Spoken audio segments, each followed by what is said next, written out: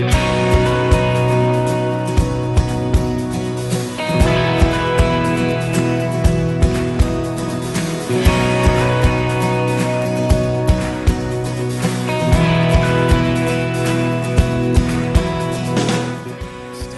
selamat pagi Bapak Ibu Saudara.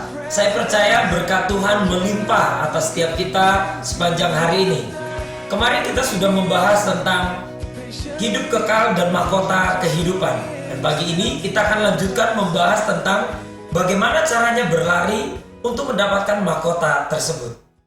Pertama, menanggalkan semua beban dan dosa yang begitu merintangi kita. Ibrani 12 ayat 1. Saya akan bagi dalam dua bagian.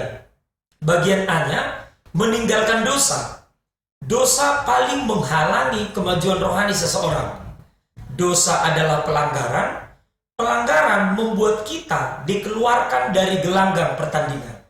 Bagian B, menanggalkan beban. Jikalau kita tidak menanggalkan beban, meskipun kita memenuhi syarat untuk berlari, tetapi kita tidak bisa berlari dengan cepat. Apapun yang menyebabkan kita tidak bisa berlari dengan cepat, sesuatu yang menghalangi kita untuk maju adalah beban. Lot bukan orang fasik. Alkitab berkata dalam 2 Petrus 2 ayat 7 dan 8, Lot orang benar yang berada di lingkungan orang-orang fasik.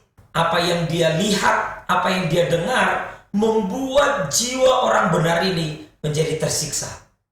Kedua, tekun dalam jalur perlombaan yang di depan kita.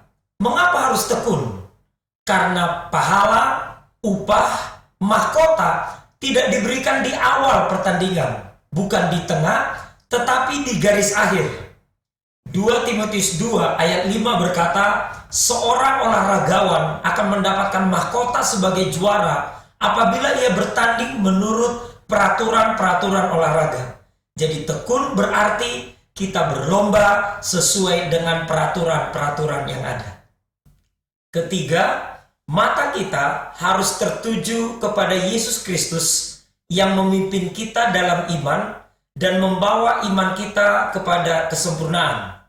Artinya, kita tidak memandang dan tidak menaruh pengharapan lagi kepada yang lain, melainkan hanya memandang dan berharap hanya kepada Yesus.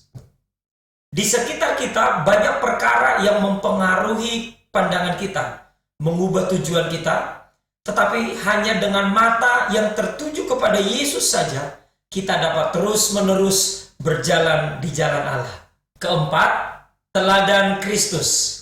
Yesus yang kita pandang adalah Yesus yang mengabaikan kehinaan, tekun memikul salib ganti sukacita yang disediakan bagi dia yang sekarang duduk di sebelah kanan tata Allah. Kehinaan bagi Yesus adalah pemberian manusia kepadanya dan ia mengabaikannya. Salib adalah pemberian Allah baginya dan ia tekun memikulnya. Dari 4 hal yang kita bahas pagi hari ini, saya berdoa biarlah kita tidak menjadi orang Kristen yang hanya menerima hidup kekal, tetapi jadi orang Kristen yang ikut dalam perlombaan, menang, mendapatkan mahkota kehidupan, dan turut memerintah bersama-sama dengan Tuhan kita Yesus Kristus dalam kerajaan Allah. Selamat beraktivitas, Tuhan Yesus memberkati.